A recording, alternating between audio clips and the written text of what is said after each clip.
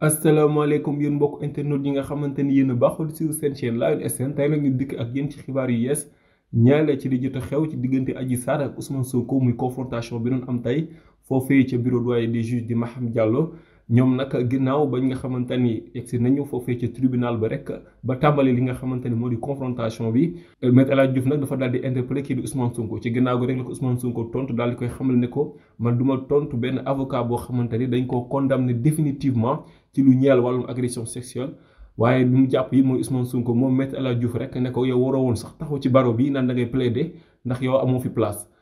loolee nag tax moom Maître El Hadji Diouf daal di mer bay toj daal di tàmbali di wax waxu li nga xamante ni moo di troisième mandat xamal kii di Ousmane Sonko ne ko daal troisième mandat nga am comme programme waaye yow amoo beneen programme.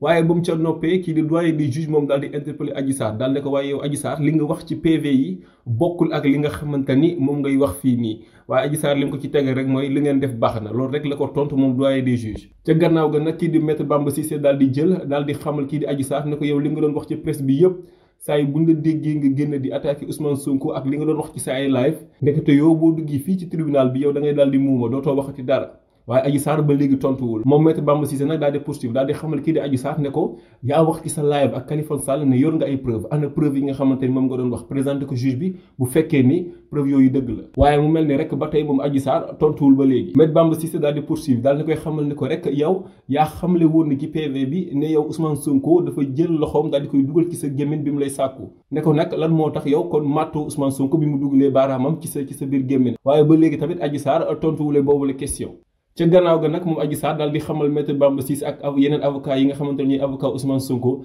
ne leen duma leen tontu ndax yéen daal ay militant am ngeen moo tax daal da ngeen di def lépp pour défendre ko waaye duma leen tontu. ca loolee nag kii di doyen des juges daal na ci tonne daal na ko yow Adji Sarr kon yow da ngay accuser kii di Ousmane Sonko te amoo benn preuve waaye ba léegi tamit Adji Sarr tontuwul ci boobu question. maître El Hadji Diouf moom daal di jël kaddu daal di ki xamal kii di doyen des juges ne ko daal confrontation bi dañ koo saboté moo tax daal ñoom du ñu génnee benn preuve ñeel li nga xamante ni mooy mbirum viol boobu. ba confrontation ba jeexee nag kii di Ousmane Sonko rek daal di dellu këram bi ñu ko laajee rek moom Ousmane Sonko naka la li nga xamante ni mooy confrontation boobu demee dafa xam ne rek ni mbir mi daal nekkatul woon confrontation waaye daal massacre la woon ndax moom jàpp na ni ñoom gagné nañ bataille ba noppi moom ay avocat am ndax beneen partie bi indiwuñ dara lu dëgër te ñoom indiwoon nañ seen ay preuve ba noppi te ñee amuñu benn preuve ci li nga xamante ni moom lañ koy accuser te ki accuser normalement moo war indi ay preuve ngir wane ni moom daal dañ koo tooñ. kon suñu mbokk internet lii moo jot a rotee foofee ca xibaar yi nga xamante ni moo xew ca bureau doyen des juges dina ñëwaat ak yéen ci yeneen xibaar yu gën a yaatu laataa loolu nag ñu leen di laaj lan mooy seen xalaat ci li xew foofee ca bureau doyen des juges.